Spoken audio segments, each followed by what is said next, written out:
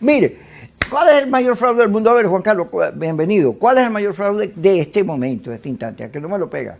Déjame decir dos cosas. Ajá. Arrancaste con algo y esa frase que anda por ahí corriendo, las mujeres no lloran, pasan factura. ¡Wow! Eso es brutal. Eso es un avance como la pastilla anticonceptiva. Eso es un avance como Sí. la pastilla o el DIU. Así es. O el DIU, eso significa que avanza.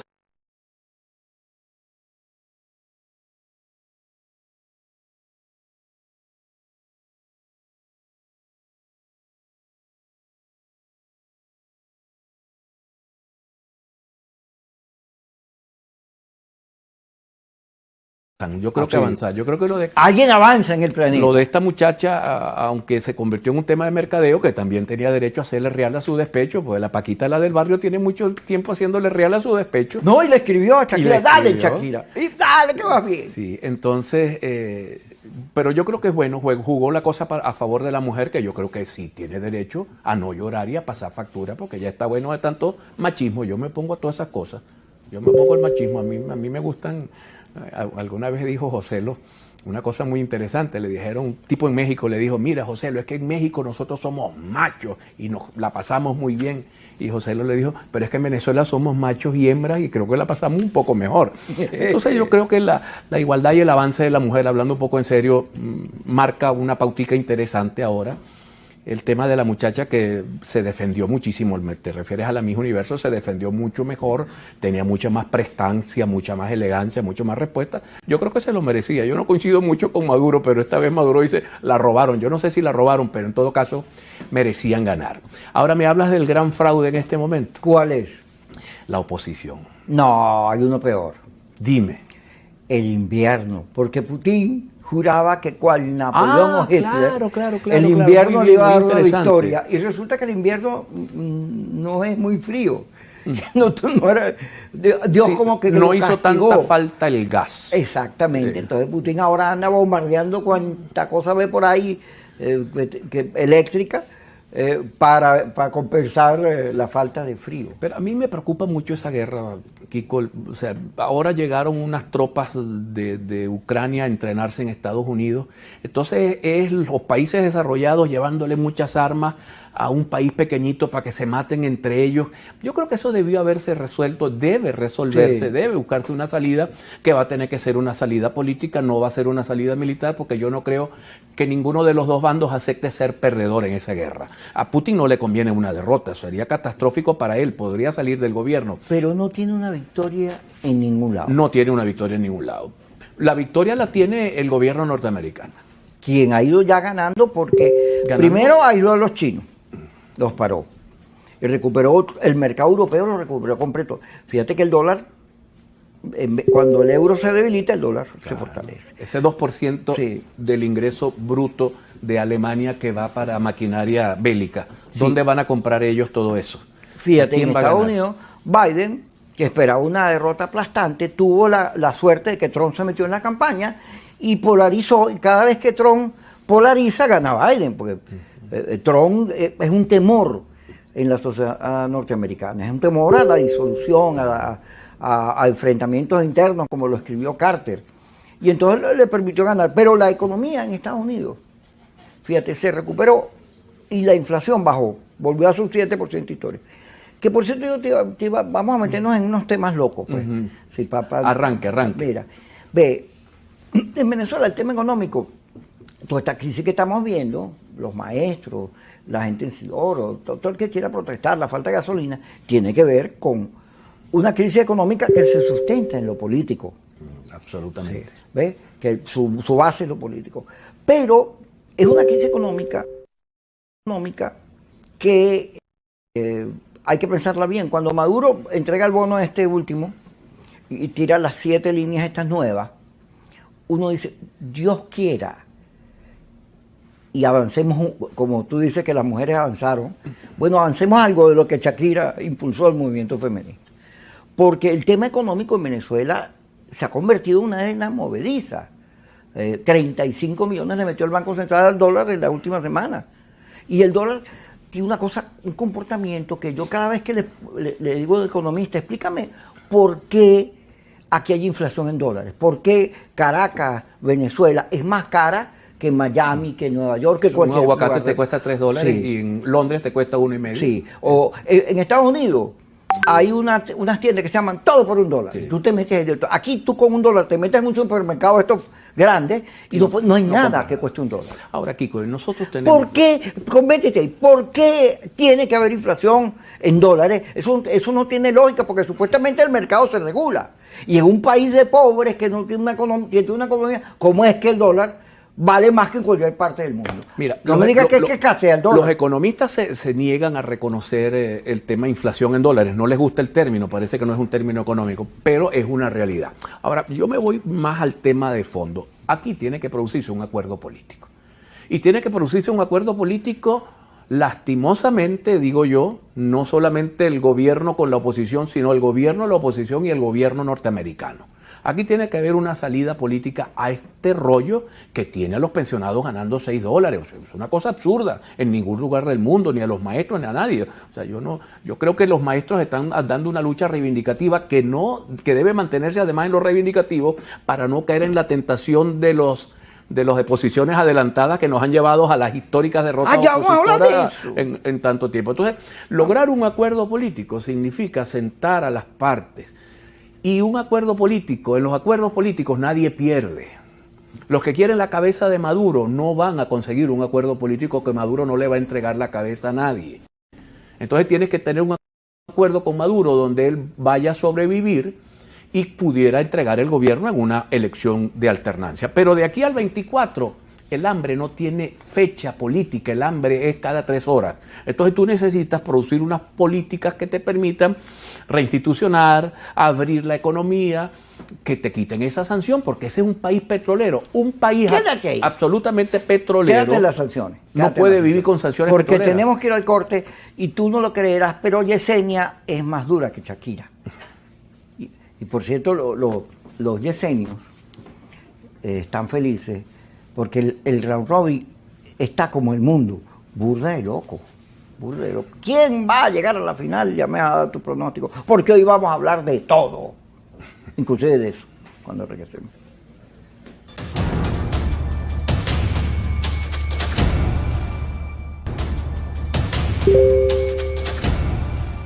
Seguimos con Juan Carlos Fernández. Él es periodista, pero él no es graduado en periodismo, sino la vida lo hizo así. No, también me gradué. ¿Tú estás graduado? Sí, en la Universidad Cecilio Acosta. ¿Cuándo te graduaste? De segunda carrera, ya hace más de 10 años, sí. Qué bueno, menos mal. Además de abogado de primera Sí, porque carrera. ya yo te iba a denunciar en el CNP. No, échele. En el Colegio Nacional de Periodistas por el ejercicio legal, pero menos mal que lo... Bueno, pero él es periodista, que el Zulia tiene desde hace rato unos programas y bueno, fue candidato a alcalde. Iba primero en las encuestas, pero el rosalismo, más. De eso vamos a hablar también, porque hoy lo vamos a tocar todo. Fíjate, una economía petrolera que producía 3.500 barriles para afuera y refinaba 1.500 internos, que tenía PDVSA como una de las grandes empresas, que haya llegado a esto que tenemos, tiene 2 explicaciones. La primera explicación son los errores, el paro petrolero, Pitico, todo eso que ocurrió cuando 20.000 trabajadores de PDVSA, la gerencia, la destruiste. Y entonces mantenimiento, comercialización, todo eso que es fundamental en una empresa, fue sustituido por el rojito. Y para colmo, el señor Rafael Ramírez se llevó hasta las engrapadoras. Sí, Yesenia, se llevó las grapas. Todo lo que había por ahí se lo metió en el bolsillo. Entonces, hay unos errores en el manejo de la industria petrolera que son graves. Y en la economía, el expropiese, todas esas políticas, bueno, que se fundamentaban en el dólar alto, pues, como son, esas eran las vacas gordas, ahora las vacas flacas. Pero el segundo error, ahí voy, que es lo que tú estabas tocando, es las sanciones. Las sanciones, bueno, como es el niño que lloró y el mamá que la pellizca, entonces las sanciones agudizaron toda esa crisis. Pero además, las sanciones le quitaron la base de la economía, era la economía petrolera, y te la arrancaste y en un momento nos dejaste varados en medio de una confrontación política donde un factor aliado con los americanos, un factor no soberano, no bolivariano, no patriota, no bolivariano el de Chávez, Bolívar el jefe histórico de la independencia, el héroe de la patria, no el de Chávez, porque el de Chávez es otra cosa. Porque aquí, yo nunca he oído hablar de Guaidó de Bolívar, por lo menos, porque él debe creer que Bolívar lo inventó Chávez. Sí, es un producto del mercadeo. Sí, chavista. del mercadeo, porque él debe creer eso. Pero ve esas sanciones de jugar a generar más crisis para que más dinero se caiga, pero de mano a los americanos, que lo que les interesa es el petróleo, eso es grave. Y por eso, a la hora de evaluar la relación, la gente dice, ok, Maduro es responsable, pero los otros también. Y por eso que no los quieren. Y en las encuestas tú ves todo lo que está pasando. ¿O me equivoco? Bueno, te voy a responder en lo que andamos ahora. Por eso, en Fuerza Vecinal, que es mi partido, andamos en una de recomponer, de resetear la política, de refundar el modo de hacer política. Porque ha sido un fracaso. Chávez fracasó absolutamente, pero fracasó la oposición. Yo a veces me pongo a pensar, ¿qué razón y qué derecho tenía la gerencia de PDVSA de aquella época de negarle a Chávez poner a Gastón Parra Luzardo, que era un brillante economista, como presidente de PDVSA, y por ahí comenzó ese jaleo que nos llevó al paro? ¿Y qué derecho tenía Chávez de destituir a todo el componente de talento de la empresa como si él fuese el amo del país, una especie de Juan Vicente Gómez redimido? Eso, ninguno tenía derecho a hacer eso. Entonces, la conducción política ha sido tan equivocada que en este momento tienes un país que dice que se vayan todos. Ahí la gente en la calle te dice que se vayan todos, es que no quiero gobierno, no quiero oposición. Bueno, nosotros andamos en la idea, hermano, de sentido común, de buscar una salida, de superar los errores, de construir una vía de cambio, una vía de transformación, pero no una vía de venganza, una vía... Mira, la política hoy tiene que ver mucho con el sentido común, tiene que ver mucho con la racionalidad, tiene que ver mucho con los problemas de la gente, tiene que ver mucho con vincularse en cómo hacer para gobernar para todos y hacer una economía próspera gobernando para todos. Quiere decir, mercado y dignidad son dos temas que, en mi opinión, son fundamentales hoy para el país que viene, para el país que tenemos que construir, para el que y cuando digo construir no digo una nueva constitución ni eso es cuento viejo. Estoy hablando de ver al país en una dimensión donde este país, su pueblo necesita trabajo y dignidad, sus empresarios necesitan que lo dejen trabajar y también que les metan el ojo porque a veces abusan, pero también que les permitan ser empresarios prósperos, porque el país así es como funciona, y que un gobierno le meta la mano duro a su responsabilidad primigenia, que es salud, educación, servicios públicos generales, y que le brinde a la gente una pista de baile bien arregladita para que la gente pueda bailar su propia cosa, alejándonos un poco de ese populismo que le ha hecho tanto daño al país, el populismo de la bolsa de comida, el populismo del te mantengo, eso no le sirve tampoco al país. Entonces yo creo que hay que ver en otra dimensión, pero la solución a la crisis actual pasa sin duda por los acuerdos. Pasa por los acuerdos. Hoy, en estos días, veía con extrañeza, yo decía incluso con cierto dolor, los norteamericanos reabrieron su embajada en La Habana. ¿Y por qué el venezolano tiene que ir hasta Bogotá para sacar cuando el archienemigo no es igualito el gobierno de Díaz-Canel? El gobierno de Díaz-Canel no es el archienemigo de unos y los norteamericanos son enemigos de los otros. Pero ahí tiene que imperar la racionalidad. Entonces, para que este país salga del hueco donde lo han metido, tiene que seguir avanzando la racionalidad.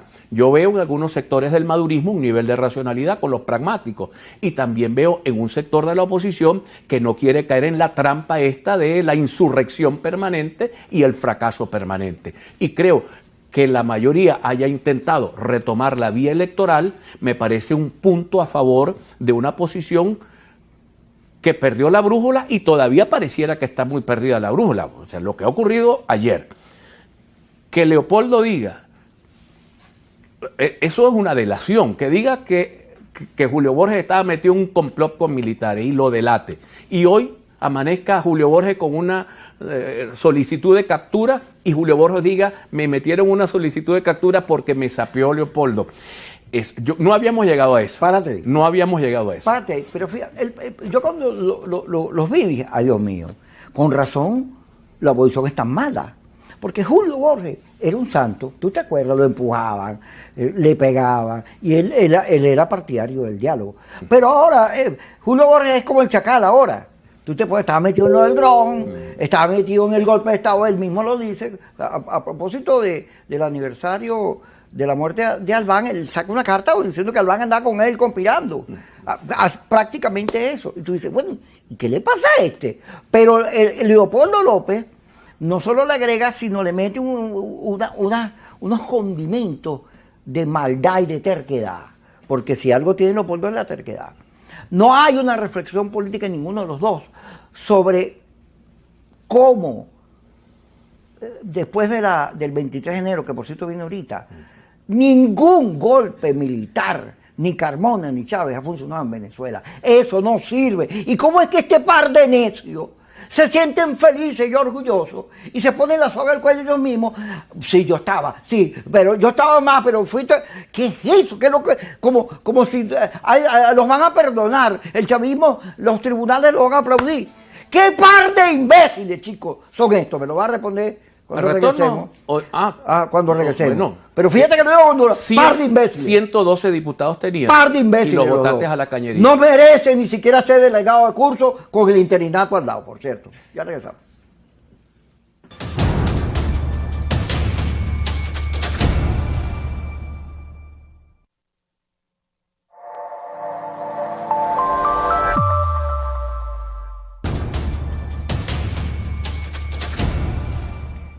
Seguimos aquí. Mira, ¿tú te acuerdas del semanero? Bueno, ni semanero, Julio Borges y Leopoldo López.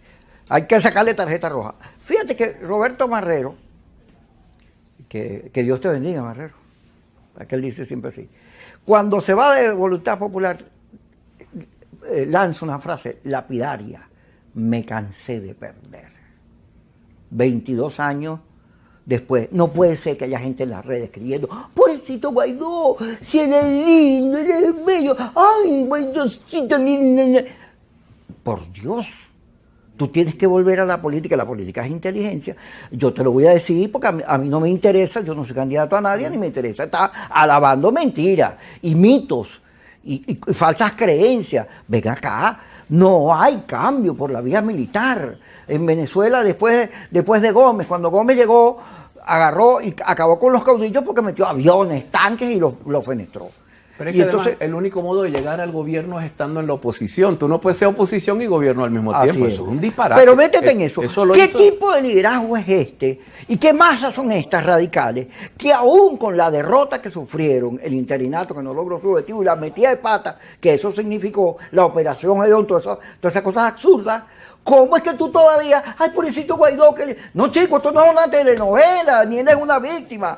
Aquí la víctima es el país. Víctima es el país, víctima es el pueblo, víctima es la gente que pasó hambre en el 17, que reconoce el propio Maduro que 10 millones de personas pasaron hambre entre 17, 18 y 19 por su inmensa irresponsabilidad y por la irresponsabilidad de todos los que colaboraron en construir esa situación. Pero yo insisto, yo creo que tenemos que poner cable a tierra y construir referentes políticos nuevos para la gente.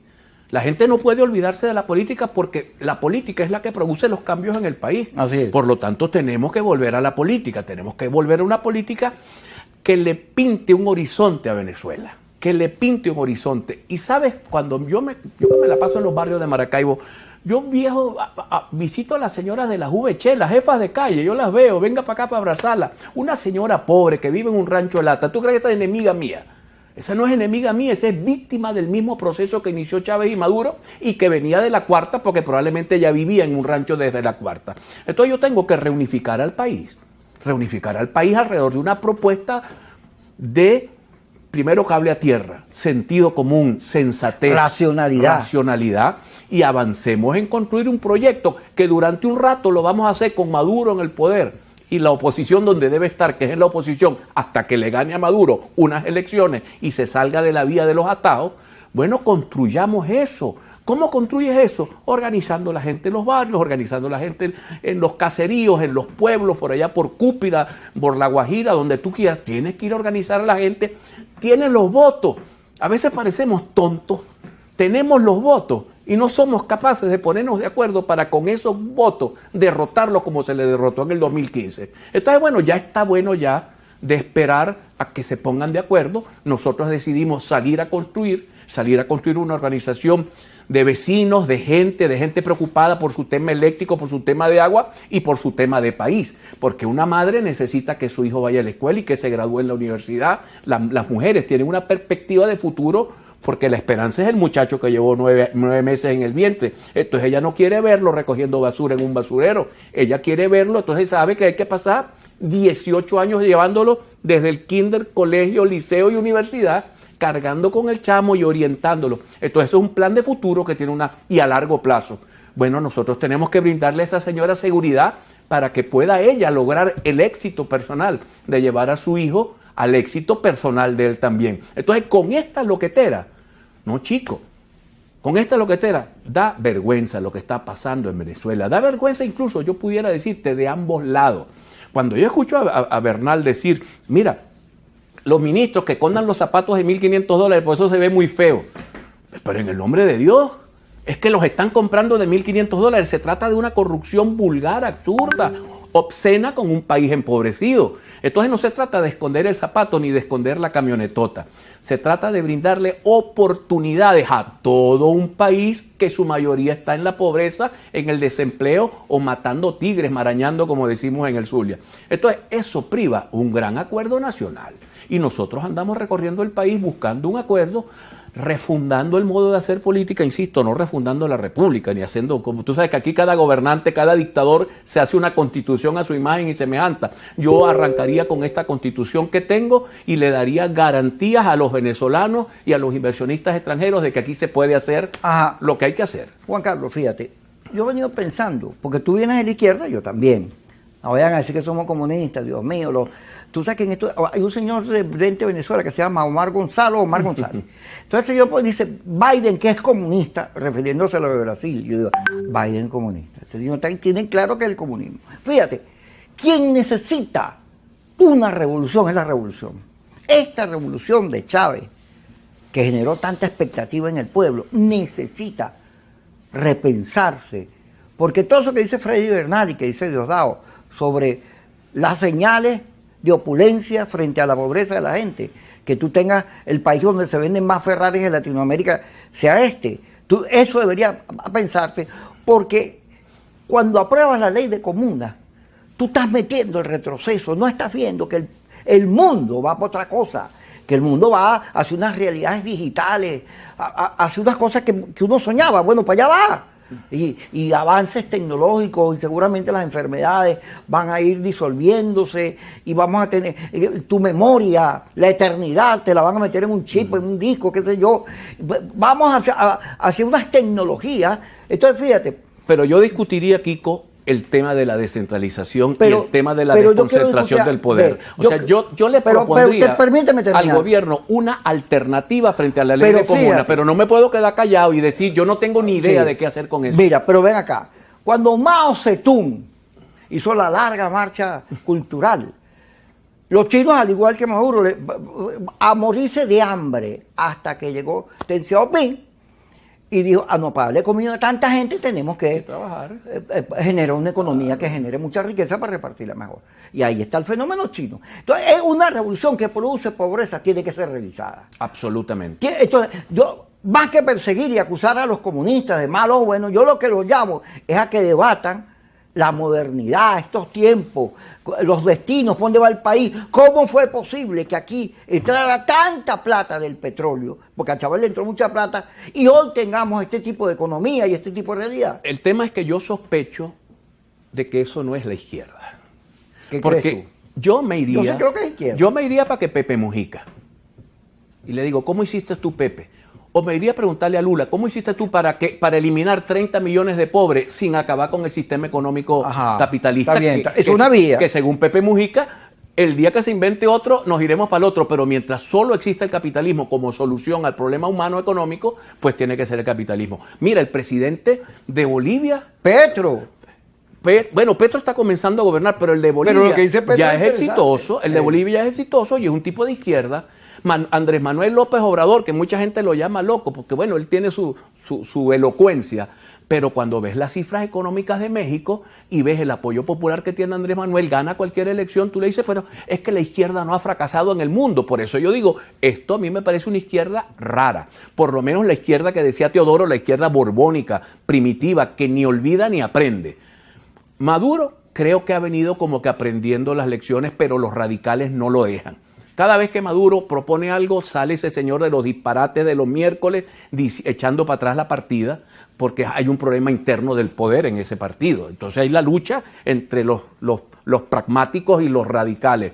Pero las leyes de la economía son las leyes de la economía. Eso no lo puede inventar ni la izquierda ni la derecha. Pero yo a las leyes de la economía le pongo a un lado la dignidad de la gente. Entonces, como dice Amartya Sen, el gran economista hindú, americano, la economía es buena o es mala según cómo viva la gente. Él no mide la cosa por el Producto Interno Bruto, ni por el ingreso per cápita. Sino por el hambre. Sino porque no haya hambre. Esa economía está buena porque no hay hambre. Entonces, váyanse para que Lula, váyanse. No quieren irse con Trump, yo tampoco. Yo tampoco quiero a Bolsonaro, ni a Trump, ni a los radicales de la derecha. Tampoco, porque no me gusta eso. Tampoco me gusta ese mundo. Yo soy de centro. Pero vayan a buscar experiencias exitosas, donde la pobreza se ha reducido y la calidad de vida ha aumentado y la economía es de libre mercado. Y te aseguro que hasta ganarían las elecciones si lo hicieran. Pero les gusta echarse el cuchillo en su propio cuello. Les gusta destruirse y destruir al país en medio de sus loqueteras, que es lo que más preocupa. Pero fíjate, vamos a ir al corte. Yo escucho a Bernal y a Diosdado y digo, mire, el verdadero legado de Chávez es que los pobres son los protagonistas. Eso es lo que tiene que preservar quienes están en el gobierno, atender a los pobres, que hoy viven peor que antes. Entonces tienes que ver qué haces para que vuelvan a vivir bien, si tú crees de verdad en el pueblo y en sus posibilidades. Porque todo lo que ocurre es una economía estancada. Fíjate, todos estamos claros que hay que acabar con las sanciones. Todo lo que le pasó al interinato es que los americanos quieren petróleo y hay que acabar con las sanciones para que ellos tengan petróleo, pero además porque las sanciones desde el punto de vista político no son efectivas, lo que contribuyeron fue a atornillar a Maduro, como atornillaron a Irán o a Cuba, y no son la solución al conflicto venezolano. Pero también hay que meterse en una discusión en la cual la presencia de los americanos. Ahí estaba el G3 reunido con los americanos. Eso es bueno, que los americanos se metan en esa dimensión, casi que mandando cuando regresemos. Yo he insistido, no, permíteme, yo he insistido. Pero cuando regresemos. Porque no quiero tutelaje, ni ruso, Cuba, ni chino, ni de los gringos. Ah, bueno. Cuando regresemos, entonces, el Yesen mismo será el que tomemos como referencia. Cuando regresemos.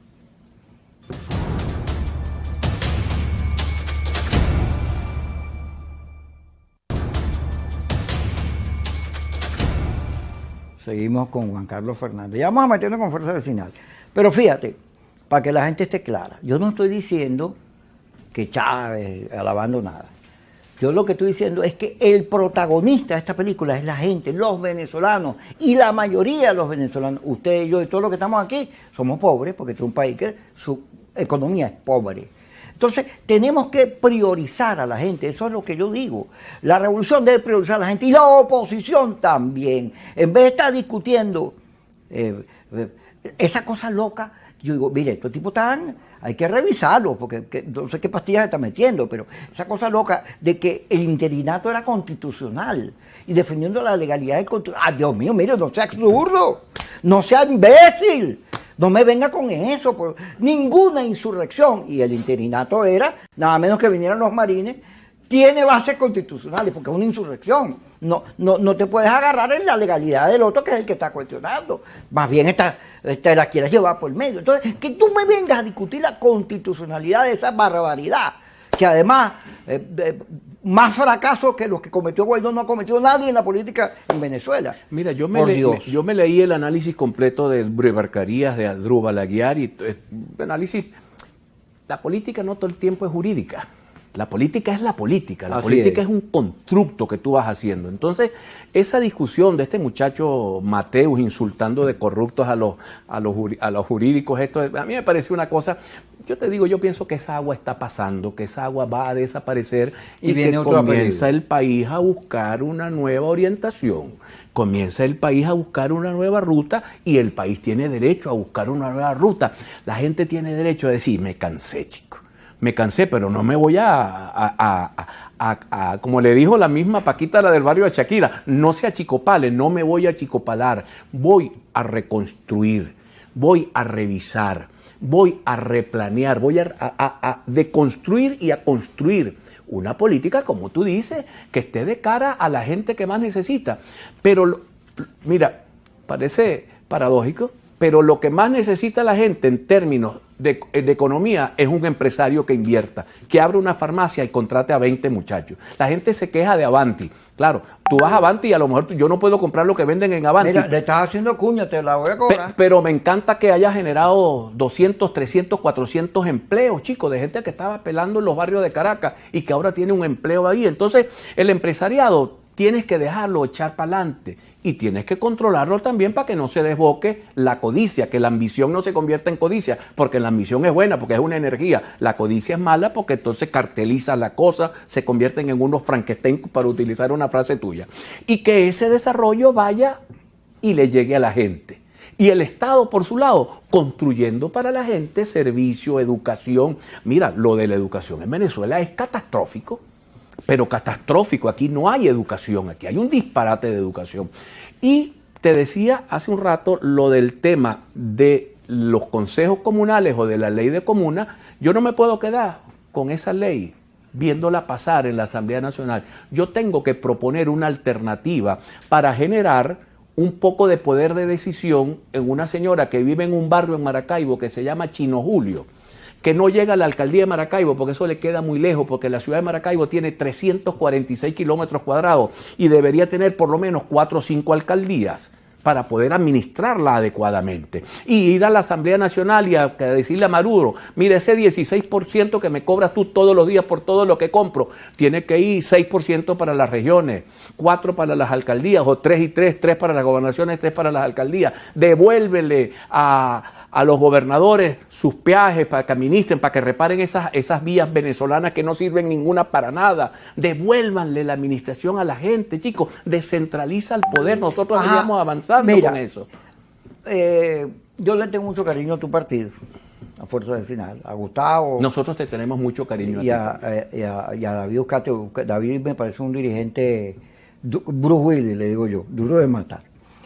Y creo que es un partido necesario. Ahora, fíjate, en la oportunidad en que Maduro se reúne con Rosales, Maduro se reúne con la Alianza Democrática, con ECARRI y con Fuerza Vecinal, todos estos factores radicales comenzaron a decir: Fuerza Vecinal, vendido, traidores, te reuniste con Maduro, reconociste al régimen, porque ellos cuando dicen régimen se excitan, si uno ve que se sienten realizados en la vida. Y hay gente que dice que Fuerza Vecinal, al meterse en las primarias, bueno, se metió en lo mismo, es parte del mismo show del G4, el G3, en la misma cosa, está compartiendo la misma concepción. Y ahí hay dirigentes, bueno, Elías Ayé, que aparece que ahora es el candidato de Fuerza Vecinal, salió a defender a Guaidó, a decir: ay, pobrecito Guaidó. Dos cosas. Elías salió a decir que la salida del gobierno interino debió haber sido en una negociación, porque debiste haber sacado algo de ventaja de eso, no entregar los bártulos porque te dieron una orden desde el Departamento de Estado. Eso fue tonto y torpe. Debiste haber negociado eso para obtener algunas cosas para la oposición, libertad de presos políticos, Consejo Nacional Electoral equilibrado, que se inscriban los venezolanos que están en el exterior y puedan votar. Esas son cosas que hay que llevar a la mesa de negociación. Entonces tú no te puedes entregar. Fuerza Vecinal pidió cambios en el CNE. En lo absoluto. Y se aclaró ayer en la rueda de prensa. Fuerza Vecinal propuso en la reunión con Nicolás Maduro, que es con quien hay que reunirse porque es el que levanta el teléfono en Miraflores, es el que gobierna. Y si me permites si en el 2018 Lorenzo Mendoza hubiese sido el candidato de la oposición hubiese ido a esa elección. Lo que pasa es que se quedaron sin candidato, se pusieron a inventar, como andan muchos por ahí ahora inventando que Lorenzo Lorenzo está muy ocupado en su cosa de su aceite de maíz y en sus empresas y en sus negocios. Pero Henry Falcón fue candidato, el que no quiso ser candidato pero fue la torpeza de la oposición. Henry podía haber ganado las elecciones con los votos de la oposición. Tenía cómo ganar porque tenía los votos, pero preferimos quedarnos en casa viendo pasar nuestro propio cadáver frente a nuestras manos. Entonces, Fuerza Vecinal fue a decirle a Maduro: descentralización, libertad de presos políticos, un acuerdo nacional que vaya más allá de México. Ya los actores de México, muchos de ellos están, pero ya aburren, esas fotos de México aburren. Aquí hay otro país que está latiendo, que está echando. Y la foto de este fin de semana de Stalin, los jefes del G3 reunidos con el Departamento de Estado. Mira, tú sabes que yo creo que a los venezolanos no les gusta eso. A los venezolanos no les gusta ver a sus políticos tutoreados desde el exterior. Mira, ¿me apruebas eso? ¿Me apruebas aquello? ¿Estás de acuerdo conmigo? Yo no estoy de acuerdo con eso. Yo no me prestaría jamás. Así como me da indignación que Maduro vaya a coger línea política que Díaz-Canel, me da mucha indignación que los nuestros vayan a coger línea política en Washington o en algún otro lugar, en algún otro centro de poder. Nosotros dejamos de ser nosotros, dejamos de ser verdaderamente autónomos. Por eso en Fuerza Vecinal, vuelvo a mi partido, estamos peleando por la construcción. Nimereva se acaba de salir de las primarias. Lo lamento. No está porque es muy inteligente. Dice Guaidó que las primarias están en 3 y 2 y Leopoldo también, que el G3, los 5, esos que están ahí van a destruir todo. ¿Está haciendo algo en las primarias?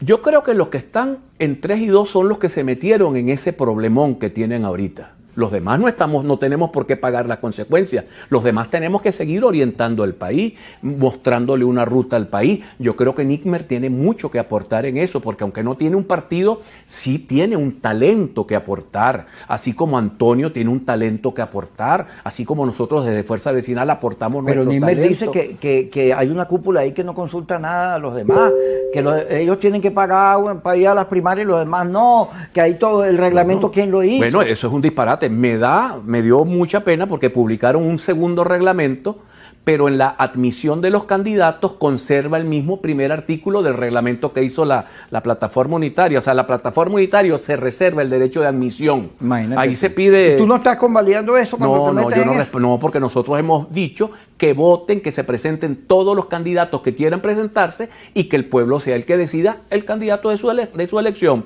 Pero tú no le puedes decir a Bernabé que no participe. Él podrá decir que no va a participar. Pero Henry Ramos se lo dice acá. Bueno, pero Henry Ramos no tiene derecho, porque bastante errores ha cometido Henry para pretender ser el guía del país en este momento. Recuerda que habíamos ganado las elecciones con 112 diputados y en vez de decir, nos instalamos en el 16, le ganamos la del 17 gobernador y alcalde y en el 18 lo revolcamos, en 6 meses te echamos del poder. ¿Quién dijo que la Asamblea Nacional puede hacer eso? Eso no está en la ley, no está en la Constitución. Eso fue un disparate de Henry. Vamos al corte, Juan Carlos. Quería dejarte hablar porque vas bien. Gracias, Kiko. Gracias por dejarme hablar.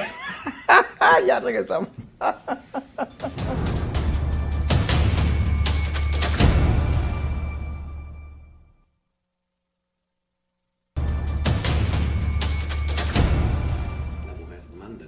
Seguimos con Juan Carlos Fernández aquí hablando de todo por loco. Fíjate, hablando de todos estos temas. Venezuela necesita, te lo voy a poner, en estos días vi la película de La Mujer Maravilla 84. Yo estoy enamorado de Shakira y de esa Mujer Maravilla, me dice que es israelí, es bella ella. Entonces, la película cuenta que hay una piedra que te concede los deseos. Cuando todo el mundo empieza a pedir deseos, casi todos los deseos son malos. Hay que matar a este, fregar al otro. Y entonces el mundo empieza a entrar en caos, casi que se disuelve. Entonces ella le pide, echa para atrás los deseos. ¿Qué ocurre en Venezuela? En Venezuela hay que echar para atrás los deseos, porque aquí el deseo era tumbar al otro, meter preso al otro, toda la confrontación, eso hay que echarlo para atrás. Y meternos en una política racional que permita qué hacemos para que la gente viva mejor, priorizar a la gente. Eso significa cambiar el estilo de hacer política, que es pura zancadilla, esa cosa. En estos días yo leo Guaidó, ay, es que no podemos maltratar entre nosotros porque somos la oposición, somos hermanitos. Vas a decir eso cuando tú eres el responsable de toda esta segmentación opositora, cuando inventaron las etiquetas esas. Fíjate que a Un Nuevo Tiempo y a PJ los llaman alacranes, vendidos, traidores. ¿Qué es eso, por Dios? ¿Cómo tú te metes esos cuchillos permanentes, disuelves la unidad y después reclamas? O sea, ese nivel de locura. Tenemos que salirnos de eso, de la dictadura, del régimen, de toda esa parafernalia para meternos en una discusión de cómo hacemos para que la democracia y la institucionalidad garantice los debates necesarios y producir las mayorías y que se respeten. Claro, y ampliar el concepto de democracia, porque hay algunos en la política que nos gusta la democracia porque es el cambio del actor político cada 5, cada 6 años o cada 4 años. La democracia o le lleva bienestar a la gente o la gente va a odiar la democracia, no la va a apreciar. Fíjate tú cómo la democracia ha retrocedido en el mundo. Somos 195 países así y apenas 36 son demócratas. ¿Por qué razón? Porque la gente no se satisface. El pobre pueblo peruano viviendo esa indigestión permanente porque tienes un problema que es Lima y la clase media alta limeña, y tienes otro problema del resto del país que vive de pobres. Entonces no puede ser.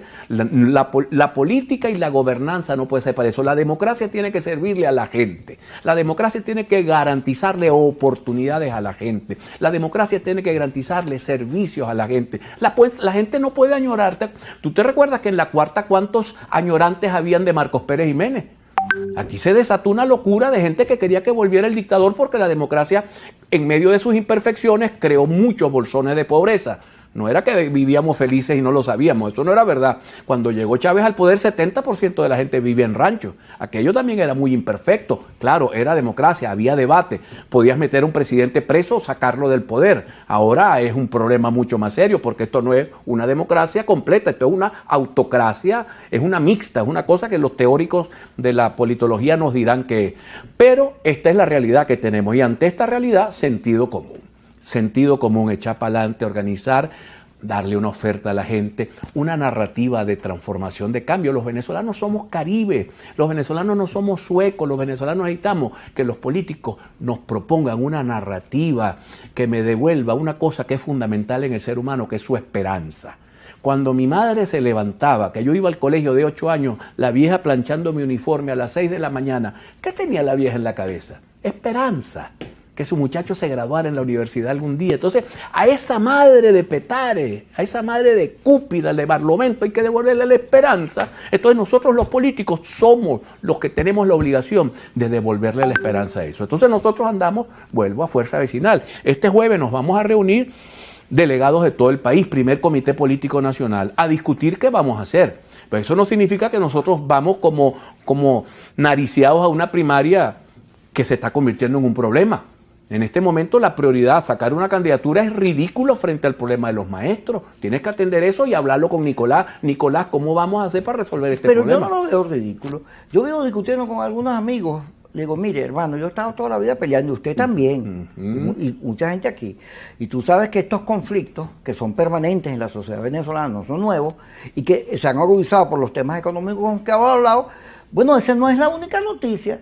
Eso es una noticia, y la caída del dólar, y tienes que expresar preocupación, pero la política tiene un ritmo y tienes que ver el 2024 como la posibilidad de cambiar. Pero no te puedes poner necio que si a los maestros no le dan, entonces no vamos a las elecciones. No, eso es una locura, eso es una locura. Pero la alternativa política, el discurso político tiene que ir amarrado, atado a esos problemas. Un discurso político por fuera, aéreo, que no tiene nada que ver con la señora de Barlovento que me está mirando, la señora de Petare, de Katia, ¿qué te digo yo de esta Caracas tan gigantesca y tan pobre y tan rica? Porque las ciudades nuestras son como las muñecas rusas, las matriuscas estas, que tiene una ciudad que está en Las Mercedes, otra ciudad que está en Petare, son varias ciudades. Entonces esto es un tema que hay que trabajarlo. Entonces esa gente requiere y necesita una alternativa. Cuando yo te decía que es poco importante, lo que te quiero decir es, necesitamos políticos con narrativa para la gente, con mensaje para la gente. Porque el problema no es Maduro, vete ya. Maduro se va en el 24 si tenemos el coraje de sacarlo con los votos y con la propia Constitución que se escribió en el 99. Y para eso se necesita mucha fuerza, mucha organización y mucho mensaje que le devuelva, vuelvo al tema de la esperanza. Pero fíjate, que por cierto tú usas muy bien el nombrar a los venezolanos de aquí y allá, porque hay que personalizarlo. Yo tiendo más a ver los problemas en general. Pero fíjate, para que la gente y el país progrese, alternabilidad, respeto, se paguen las cosas, invirtamos, la economía sea un debate nacional, tú tienes que volver a una cotidianidad donde, gracias al clima de libertad de expresión y respeto a las leyes, tú puedes decir lo que te dé la gana y la gente pueda volver a luchar. Porque ¿quiénes promovían aquí las huelgas y los paros y los conflictos? La izquierda, cuando, ¿te acuerdas? Entonces, la promoción de la lucha de la gente no es mala, eso tiene que ser cotidiano.